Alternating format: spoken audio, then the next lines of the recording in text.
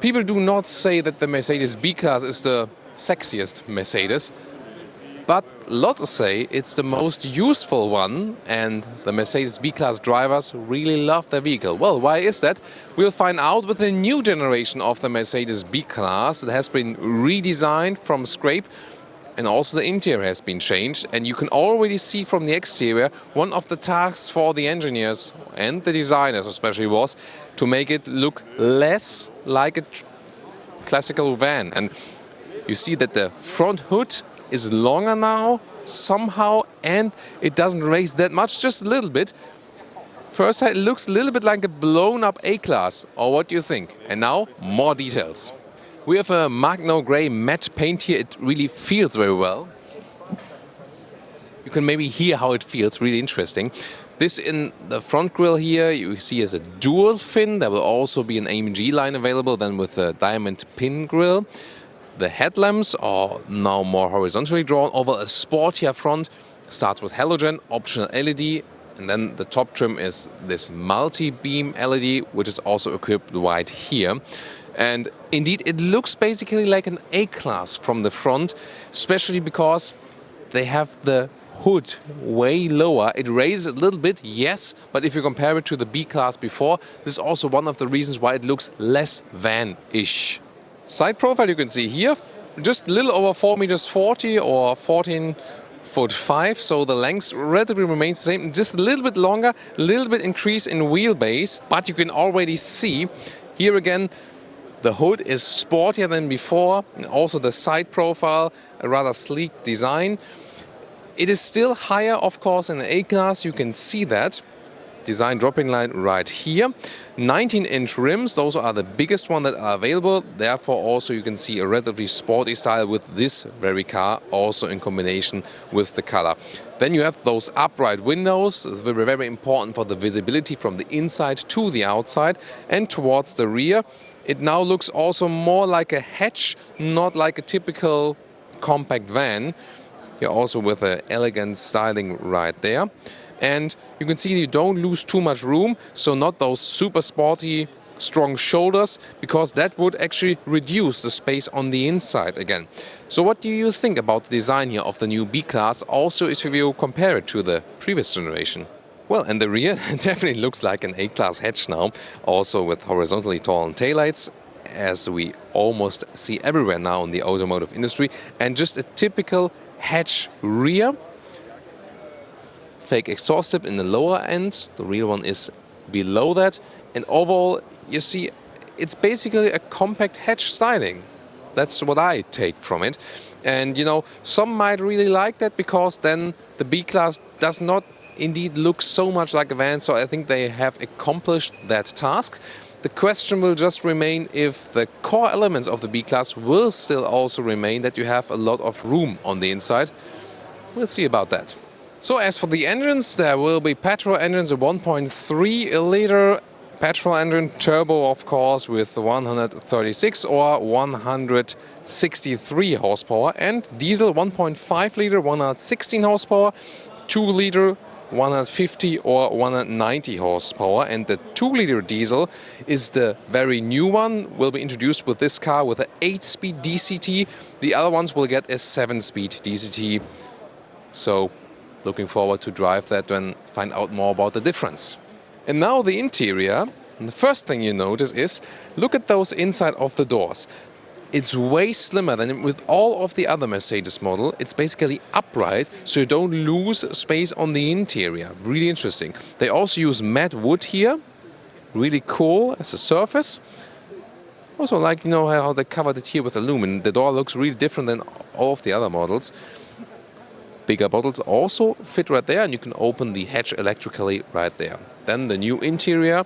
You start with 7-inch screens on both sides, smaller ones. Then 7-inch 10.25, and then this is the top 2 times 10.25 inch left and right and forms one unit. Leatherette cover here on the dashboard you can get. New steering wheel with a Distronic on the left side. You can set the adaptive cruise control. The autonomous emergency brake is standard equipment. An extensive AEB is also available. I would recommend that. And then of course the Distronic here with the new traffic jam assistant. I can also recommend this assistant system. Seats, there will be different ones available. Those ones are the multi-contour seats. They are new. The base seats will also do just fine. You also get then alternatives to animal skin like leatherette or also fabric, for example, in Germany. So there will also be a lot of those available. They will also offer different massage functions, an extensive one, and also, let's say, a small automatic massage during driving that will then ensure that you don't get so much seating fatigue. So I'll put the seat now in the lowest position right there, that you can also rate the headroom. 1.86 m or 6'1" is my height. And this is a panoramic roof, and well, those cars are not built really for super tall people, it seems, so the headroom is a little bit limited right there. If you want more headroom, you have to go without the panoramic roof, then you will have a little bit more headroom. Steering wheel can be adjusted manually right there. You find a quite good position, and you sit quite upright. Indeed, you sit 9 centimeters higher than in a Mercedes A-Class, so that's a big difference, and indeed, it feels, let's say, more a little bit like an SUV seating position, but the car itself does not feel like an SUV. So you sit relatively low from the whole vehicle chassis, but then again a little bit higher as for the seat. So that's indeed a different feeling here in the B-Class than in an SUV. Well, on the side you see you have a lot of room, also when the door is closed. The front dashboard comes pretty towards you. That's always the case of the vans. It's also said that you have 3 centimeters more shoulder room. So, I mean, that's quite cozy here. Can't complain about that. The A-pillar is also not too thick. It's just that for the sporty design, they tend to make the front windscreen a little bit smaller. So you cannot look that well to the outside if you compare it to the predecessor model. Still, it's absolutely okay still. So, no problem with that. Head-up display will be available. I already see this gap here in the front of me right there. And to check out more of the interior, we now change the perspective. So this new interior, definitely completely restyled. This is a big change to the previous generation. My favorite feature is the matte wood inlet here. So here that's also matte material, looks really classy, and they also have this very big span for the decor element. This can also be bought in an AMG line, for example, with aluminum trim if you want a little sportier.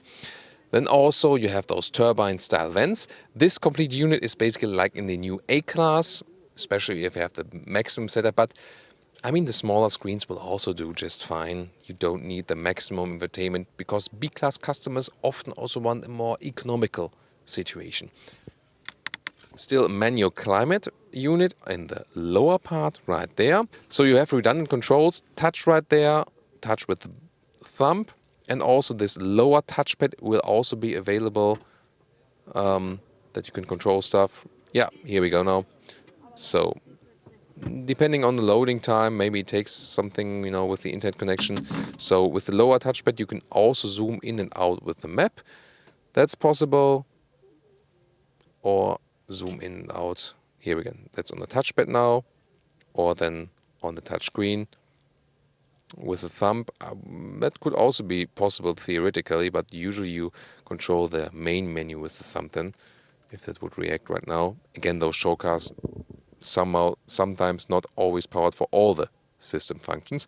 The left thumb then controls the left screen and also the Distronic Plus here.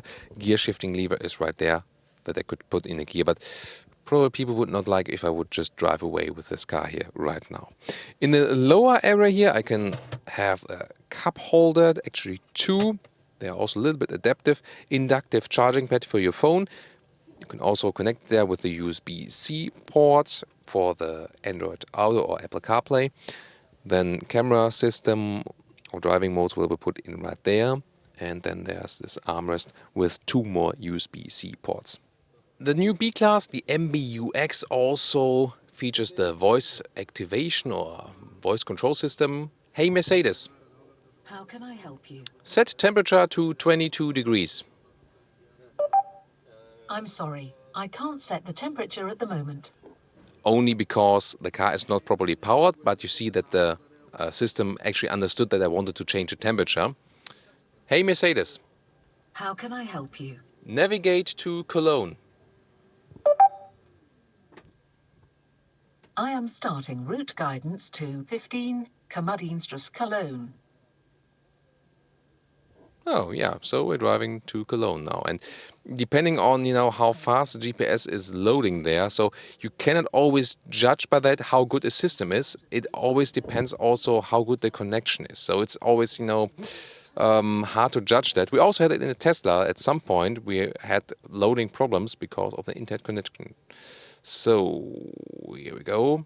And it's always hard to find out which system now requires an internet connection, which does not. So really hard to judge it always, how fast the GPS is. At the moment, it seems pretty laggy.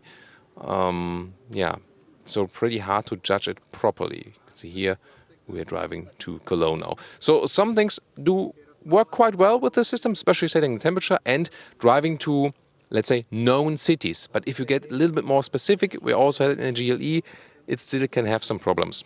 So the car is just slightly longer, 2.5 centimeters, just a slightly increased wheelbase, and that should help us here with the rear legroom. And indeed, this is of course a big advantage of the B-Class if you compare it to other segments. It's not that long, but still you have good knee room right here, and you sit so cozy upright here. So I've tested also the A-Class here today as a sedan, for example, and this is such a comfortable seating position in the rear, and if you are a rear passenger, you really love the B-Class. This is one of the best rear seating positions I've known. Also, you have a lot of room on the inside. If you look again at the inside of the doors, you can see it here at the rear from the inside. They are very slim again, so they leave you a lot of room to the left and the right.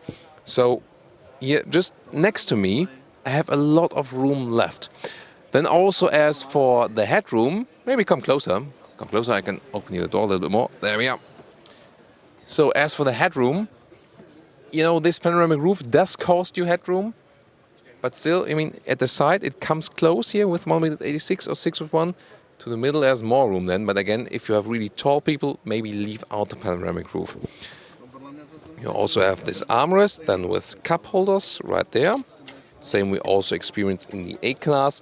They're also built in the very same plant. And again, you see this, you have a very straight surface. That's why it's so comfortable. So when a seating surface is falling down towards the rear, that is not good, how your thigh and the pelvis is being positioned, and you get this back fatigue. But here, rather upright, like on a good chair, and that's really comfortable. So we can flip the seats right here. At the moment, there's no function to change the angle. What will be available by mid-2019 is that the rear bench will be actually movable by 14 centimeters front and the back. So you can vary then if you want more legroom, like this, the maximum legroom, or more room in the trunk. This will be definitely a helpful feature. This very pre-production vehicle not equipped with that yet. And not only 2 turbine vents in the rear, but also 2 more USB-C supplies, and here also a full 230 volt supply, depending of course on the market, that you can recharge the laptop. But what the manufacturers do not think about is, when you think about a MacBook charger, for example, that thing is so bulky and it will not fit in here really with the plug. This could be a problem. So the hatch. There's an electric hatch available. 455 liters is the standard setup. If you move the bench, 705 liters. And if you flip the seats, 1,540 liters. Those are the figures, but let's look the practical side. This is an additional floor mat you can order or not. This is the standard floor. And you have some more room, also sound equipment. There will be also a cover later on. There's of course pre-production models here, and you can see this is a very, very wide opening right there. This comes pretty handy. Then this cover you can also remove. For flipping the seats, you have to reach over here like this. You can also just remove the single part of the seat as a ski hatch like this. And let's see, the maximum setup would be then if you flip all of those. You can see they fold relatively flat. And it will also be available by mid-2019 that you have a seat, a co-driver seat, which also can be folded all the way flat, so you can load through even longer things. The Mercedes B-Class is not a C-Class convertible. It's not an AMG GT.